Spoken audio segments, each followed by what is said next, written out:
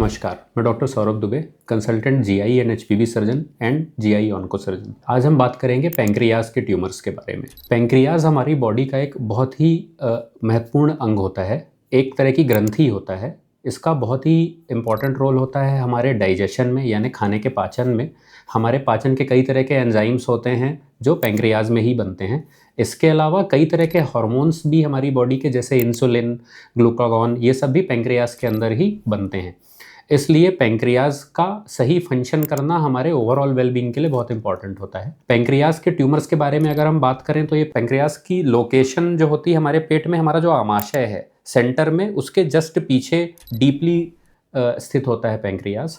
और पैंक्रियाज के अंदर पार्ट्स में डिवाइड करें तो हेड, बॉडी और टेल, 3 पार्ट्स में हम डिवाइड कर सकते हैं। जो ट्यूमर होते हैं वो पैंक्रियाज के किसी भी पार्ट में मिल सकते हैं। उन ट्यूमर्स के जो टाइप होते हैं उनके बेसिस पे और उनकी लोकेशन बेसिस पे उनका कैंसर में कन्वर्ट होने का रिस्क भी अलग अलग होता है और उनका ट्रीटमेंट भी इसी बेसिस पे अलग अलग तरीके का होता है। अगर हम कैंसरस पैंक्रियाटिक ट्यूमर्स की बात करें तो हेड रीजन में पैंक्रियाटिक कैंसर्स ज़्यादा कॉमन होते हैं। जो बॉडी और टेल वाला पैंक्रियाज का पार्ट होता है, जो हमारे नॉन कैंसरस ट्यूमर्स बॉडी और टेल के पार्ट में सिस्टिक ट्यूमर्स वगैरह ज़्यादा देखने को मिलते हैं। इसके अलावा कई तरह के हार्मोनल ट्यूमर्स भी पैंक्रियाज में हो सकते हैं, जिसे हम न्यूरोएंडोक्राइन ट्यूमर्स भी बोलते हैं। पैंक्रियाज के कैंसर के बारे में स्पेशल बात यह है कि पैंक्रियाज की कैंसर को साइलेंट किलर बोला जाता है, क्योंकि इसके कैंसर्स में किसी तरह के कोई विशिष्ट सिम्टम्स ना होने की वजह से इनकी डायग्नोसिस बहुत ही लेट स्टेज में होती है। बहुत ही कम ऐसा होता है कि किसी पेशेंट में अर्ली स्टेज में इनके डायग्नोसिस हो जाए। और जो इलाज के लिए हमारे पास जो ऑप्शंस वो भी बहुत ही लिमिटेड हैं, इसलिए इसको एक साइलेंट किलर कहा जाता है। ज़्यादातर केसेस लेट स्टेज में मिलते हैं।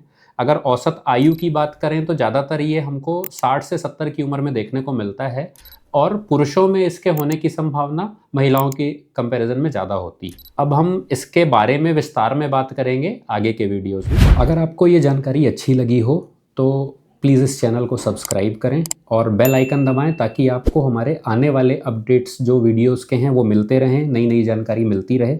अगर आपकी किसी जीआई डिसीज़ के बारे में, पेट से संबंधित बीमारी के बारे में कोई स्पेसिफिक क्वेरी है, किसी बारे में आप जानना चाहते हैं वीडियो के थ्रू या पर्सनली, तो आप कांटेक्ट कर सकते हैं और कमेंट्स में अपनी क्वेरीज़ को डाल सकते हैं। Thank you.